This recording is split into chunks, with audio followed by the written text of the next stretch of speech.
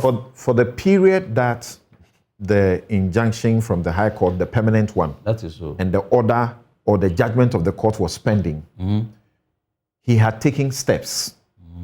Which steps allowed him to continue to be in Parliament, which allowed him not to obey the judgment? He had filed an appeal, and he was also seeking to stay execution. So within that period, he was not disobeying anything, was he? He was. As a matter of law, the filing of application for stay does not operate as a stay. Stay of execution. That is so. It does not operate as a stay. As part further, I don't want us to be talking too much law on this platform, but the point of the matter is that if the court has made an order, the order ought to be obeyed. And indeed, if you have filed an application for stay of execution of that order, the court ought to rule. You cannot take a license from the pendency of an application for stay as itself a stay of the order to enable you do things in direct disobedience of the order. So that's how complicated this matter is. If it does not operate as a stay, yes, then you'll be overreaching the courts.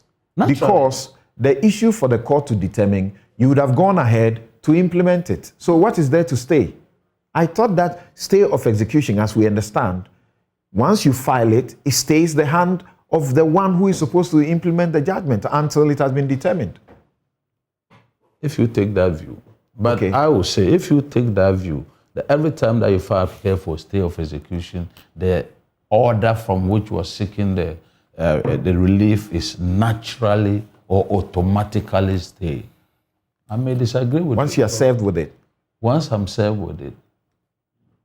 The Supreme Court itself has said that the mere fact that you disagree with an order, even if you have applied for stay, does not give you the, you must still ensure compliance. But like I'm saying, I don't want us to be arguing this point, but even then, it breaks down at a point where your appeal is struck out. Because other than that, we have a fiction of dependency of processes and gymnastics and so forth and so on. If you appeal from which, or in respect of which your application for stay itself was pending, is struck out, would we, in fairness, say that you've got something before the court? There is absolutely nothing. So indeed and in fact, what was really happening was the fact that by resort to filing of all kinds of processes, the applicant, I'm talking about the honorable question, was giving himself a new lease of life by filing all these. If the law affords him, why not? No, the point of the matter is that they were legally defective. Defective in the sense that once your substantive appeal, I'll grant you an agreement that, of course, if he had filed, that in fairness to him, he ought to. But what up to the point that his application is, I'm talking about the appeal itself, was struck out. That's very recently. And yeah, very recently. From the point he was struck out, as we understand, he had been asked by his party people not to participate in the House. And from what we understand, that is what was going on. But we can't recognize what his party people have told him. Let's look at the processes in the court. That meant he was complying. No. I mean, at the time his appeal was off, that meant he was complying. Now the question here is the generality of the Ghanaian people. Those who do not have the benefits of a legal education. Sure. Some are asking a question.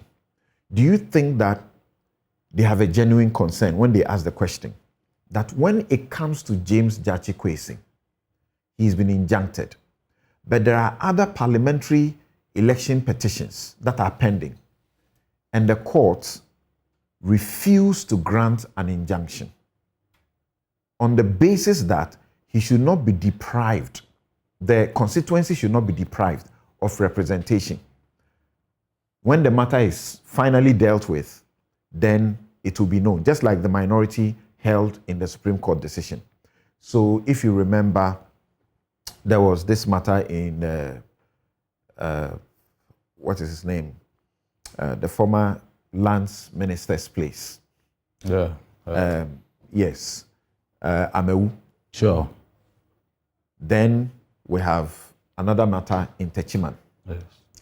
And in all those cases, as we understand, the court has refused injunction on that principle. And they also refer to the court's recent decision in the Abdullahi case, where it said that the MP, as deputy speaker, must not be denied representation of his people. How do you explain to those people to come to terms with the fact that there can be different cases where there can be an injunction and where there will not be an injunction? I find it very interesting, but I'll still answer your question. I think first and foremost, we need to appreciate that every application for injunction is founded on its peculiar facts. And therefore, at the end of the day, the judges do a balancing act to find out on the probability, on the balance of probabilities, whether there's a substantive matter that ought to agitate their mind sufficiently to grant it or not to grant it. I've read a judgment of the Supreme Court written by my good friend, learned Justice Kulendi. I think the most important factor that weighed in the minds of the majority was the fact that they took cognizance, they took knowledge of the fact that there is already a judgment of the High Court that effectively determined this matter to finality.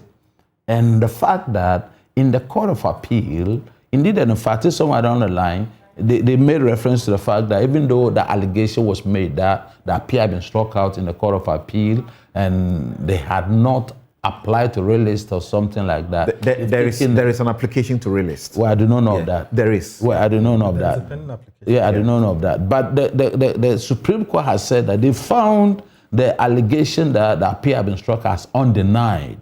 And therefore, on that basis, they had taken the clear position that there's nothing really to go for question.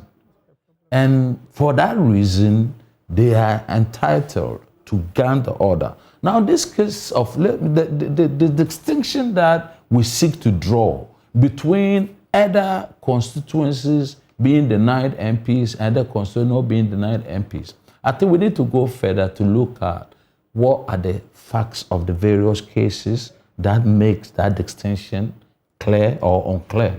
In other words, in that of question, the issue is not merely of representation. It is the issue of his qualification to represent the people to begin with. It's not a mere election petition in the sense of people fighting over a result and so forth and so on, which is the case in Techiman and so forth and so on. The question of representation doesn't change, regardless of the nature of the suit. Well, the opposition, I don't agree. And I'll go ahead and make the point that... It's a question. Well, so I'll go ahead and make the point that where it's a question of eligibility, the issue is, are the people better off getting an unrepresentative person to sit in parliament to purport or pretend to represent them?